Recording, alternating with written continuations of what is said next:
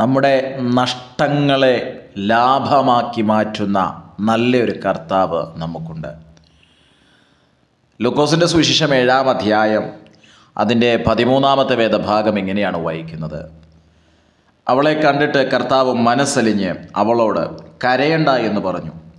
അവൻ അടുത്തു ചെന്ന് മഞ്ചം തൊട്ടു ചുമക്കുന്നവർ നിന്നു. ബാല്യക്കാരാ, എഴുന്നേൽക്കുക എന്ന് ഞാൻ നിന്നോട് പറയുന്നു എന്ന് അവൻ പറഞ്ഞു.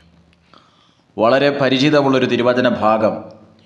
യേശു നയീൻ എന്ന പട്ടണത്തിലേക്ക് വരുമ്പോൾ ആ പട്ടണവാതിൽക്കൽ യേശു കാണുന്നത്, യേശു കേൾക്കുന്നതുമായ ദുഃഖം നിറഞ്ഞതായ ഒരു സിറ്റുവേഷൻ. കർത്താവിന് സ്തോത്രം.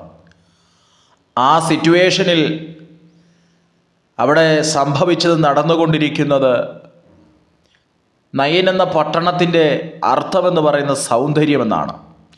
എന്നാൽ സൗന്ദര്യമുള്ള പട്ടണവാതിൽക്കൽ എത്തുമ്പോൾ തന്നെ വളരെ വേദനിപ്പിക്കുന്ന,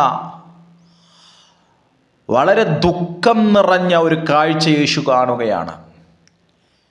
ആ കാഴ്ച, അതേ ഒരു അമ്മ തൻ്റെ മരിച്ച മകനെയുമായി ഒരു മഞ്ചത്തിൽ അവൻ്റെ ശവശരീരവുമായി നടന്നു വരുന്ന ഒരു കാഴ്ച. ആ അമ്മയ്ക്ക് അടുത്ത പ്രത്യേകത എന്ന് പറയുന്നത്, അമ്മ ഒരു വിധവയാണ്.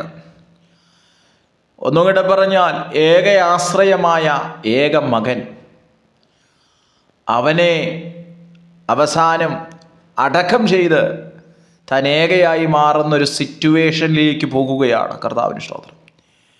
പട്ടണത്തിൻ്റെ പേര് ഞാൻ ഓർമ്മിപ്പിച്ചല്ലോ, സൗന്ദര്യം. നയീൻ എന്ന പട്ടണത്തിൻ്റെ അർത്ഥം സൗന്ദര്യം എന്നാണ്. ചിലരെയൊക്കെ നോക്കുമ്പോൾ മുഖത്ത് ആർട്ടിഫിഷ്യലായി വെച്ചു പിടിപ്പിച്ചൊരു ചിരിയും ഒരു സന്തോഷമുണ്ട്.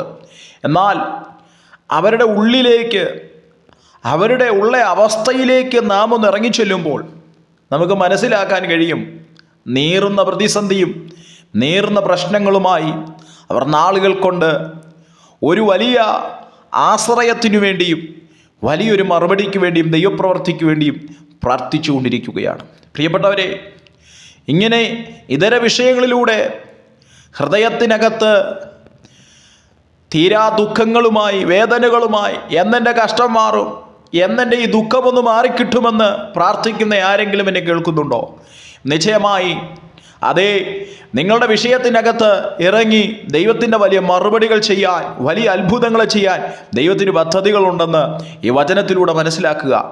അതേ, ഈ അമ്മ, വിധവയായ ഈ അമ്മ മകനെ അടക്കുവാൻ കൊണ്ടുപോകുകയാണ്. എന്നാൽ യേശു അവരുടെ കൂടെ കൂടുകയല്ല. അവരുടെ കൂടെ കൂടി യേശുവും ആ അടക്കത്തിനു വേണ്ടി പോകുകയല്ല ചെയ്യുന്നത്. മറിച്ച് യേശു അവിടെ ചെയ്യുന്ന ശുശ്രൂഷയാണ് നമുക്ക് കാണാൻ കഴിയുന്നത്. യേശു അവളെ കണ്ടിട്ട് കർത്താവ് മനസ്സലിഞ്ഞ് അവളോട് പറയാം, കരയണ്ട. ഒന്നാമത്തെ സ്റ്റെപ്പ്, അവളെ കരയിപ്പിക്കുന്ന വിഷയം തന്നെയാണ് നടന്നുകൊണ്ടിരിക്കുന്നത്, സംഭവിച്ചത്.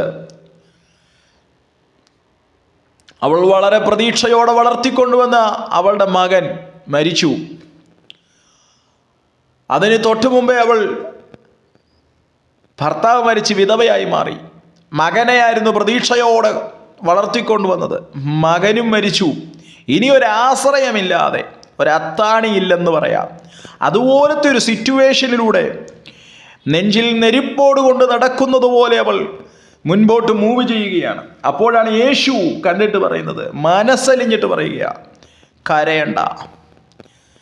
ഏറെ ദുഃഖിപ്പിക്കുന്നതും കരയിപ്പിക്കുന്നതുമായ വിഷയമാണ് നടക്കുന്നതെങ്കിലും യേശു പറയുക, നീ കരയണ്ട. ദൈവത്തിന് സ്തോത്രം. എന്നിട്ട് അടുത്ത സംഭവം അവിടെ കാണുന്നത്, യേശു അടുത്ത് ചെന്നിട്ട് ആ മഞ്ചം തൊട്ട് ചുമക്കുന്നവർ നിന്നു. അപ്പോൾ മഞ്ചത്തെ ശവശരീരവും ശവവുമായി വരുന്ന ആ മഞ്ചത്തെ യേശു തൊട്ടു. ചുമക്കുന്നവർ നിന്നു. പ്രിയപ്പെട്ടവരെ, നാം ചുമക്കുന്ന ഏറിയ പ്രതിസന്ധിയും പ്രയാസങ്ങളും കാണാത്തൊരു ദൈവത്തെ അല്ല നാം ആരാധിക്കുന്നത്, കാണുന്നൊരു ദൈവത്തെയാണ് നാം ആരാധിക്കുന്നത്. നമ്മുടെ പ്രതിസന്ധി എത്ര വലിയതാണെങ്കിലും, എത്ര ആഴമുള്ളതാണെങ്കിലും, ആ പ്രതിസന്ധിക്കകത്ത് വലിയ മറുപടികൾ നമുക്ക് വേണ്ടി ചെയ്ത് ഇനി ആ പ്രതിസന്ധി ചുമക്കാതിരിക്കാൻ, ഇനി ആ പ്രതികൂലത്തെ നാം ചുമന്നുകൊണ്ട് പോകാതിരിക്കാൻ, ആ മഞ്ചത്തെ യേശു എന്ത് ചെയ്തു? തൊട്ടു. അടുത്ത വാക്യം, ചുമക്കുന്നവർ നിന്നു. അതെ, ഇനിയും ചുമക്കാൻ ദൈവം അനുവദിക്കത്തില്ല. എന്നെ കേൾക്കുന്ന എൻ്റെ ശ്രോതാക്കളോട് ഞാൻ ആത്മാർത്ഥതയോടെ കൈമാറാം. നാളുകൾ കൊണ്ട് അങ്ങ് ചുമക്കുന്ന ഭാരത്തെ, അങ്ങ് ചുമക്കുന്ന വേദനയെ ആമേൻ സ്തോത്രം പരിഹരിച്ചു തരുവാൻ കരുത്തുള്ള കഴിവുള്ളൊരു ദൈവത്തിൻ്റെ കരം ഈ സമയത്ത് ചലിക്കുന്നു എന്ന് വിശ്വാസത്തോടെ ആമേൻ പറഞ്ഞത് സ്വീകരിക്കുക. കർത്താവിന് സ്തോത്രം ചെയ്യുന്നു. ചുമക്കുന്നവർ നിന്നു. അടുത്ത വാക്യത്തിൽ യേശു പറയുക, ചുമക്കുന്നവർ നിൽക്കുക മാത്രമല്ല, ബാല്യക്കാരനോട് പറയുക, അല്ലെങ്കിൽ മരിച്ചു കിടക്കുന്ന കുഞ്ഞിനോട് പറയുക, ബാല്യക്കാര എഴുന്നേൽക്കുക. ദൈവത്തിന് സ്തോത്രം. തൊട്ടു മുമ്പിലത്തെ നിമിഷത്തിൽ ആ പട്ടണത്തിൽ യേശുവും ശിഷ്യന്മാരും കണ്ട കാഴ്ച, ഒരമ്മ കരഞ്ഞുകൊണ്ടുവരുന്നു, മകൻ മരിച്ചു കിടക്കുന്നു, കരയിപ്പിക്കുന്ന, തീരാ ദുഃഖത്തിലാഴ്ത്തുന്ന ഒരു കാഴ്ച. ആ കാഴ്ചയ്ക്ക് യേശു പരിഹാരം കൊടുക്കുന്നു. എന്തേ? മരിച്ച ബാല്യക്കാരനോട് പറയുക, ബാല്യക്കാരാ നീ എഴുന്നേൽക്കുക. പ്രിയപ്പെട്ടവരെ, ഇന്ന് നാം അനുഭവിക്കുന്ന ചില പ്രതിസന്ധിയെ നോക്കി, പ്രതികൂലത്തെ നോക്കി വിശ്വാസത്തിൻ്റെ വാക്കുകൾ പറയാൻ ആത്മാർത്ഥതയോടെ ആ വിഷയത്തെ നോക്കി എത്ര പേർക്ക് പറയാൻ കഴിയും? ആ വിഷയത്തെ ഇനി ഞാൻ ചുമക്കത്തില്ല, ആ വിഷയം ഇനി എന്നെ ഭാരപ്പെടുത്തത്തില്ല, എൻ്റെ വിഷയത്തിനകത്ത് കർത്താവ് വലിയ മറുപടികൾ ചെയ്തു തരികയാണ്. കർത്താവിന് സ്തോത്രം. അതേ, യേശു അമ്മയോട് പറയാം, കരയണ്ട. അതേ പ്രിയപ്പെട്ടവരെ, നിങ്ങൾ ആ വിഷയത്തെ ഓർത്തിനി കരയണ്ട. ഒറ്റ കാര്യം, വിശ്വാസത്തിൻ്റെ പ്രഖ്യാപനങ്ങൾ നടത്തുക. വിശ്വാസത്തോടെ ചില പ്രഖ്യാപനങ്ങൾ നടത്താൻ തയ്യാറെങ്കിൽ ഇന്ന് ഈ സമയത്ത് ചില വിടുതലുകൾ അങ്ങേക്ക് വേണ്ടി വെളിപ്പെടുത്താൻ കർത്താവ് സന്നദ്ധനാണ്. അങ്ങനെയെങ്കിൽ നഷ്ടത്തെ ലാഭമാക്കി തീർക്കാൻ, ഏതു നഷ്ടത്തെ ലാഭമാക്കാൻ കർത്താവിന് കഴിയും. അതുകൊണ്ട് വളരെ പ്രാർത്ഥനയോടെ, ദൈവാശ്രയ ബോധ്യത്തോടെ നമുക്കായിരിക്കാം. God bless you. കർത്താവ് അനുഗ്രഹിക്കുമാറാകട്ടെ.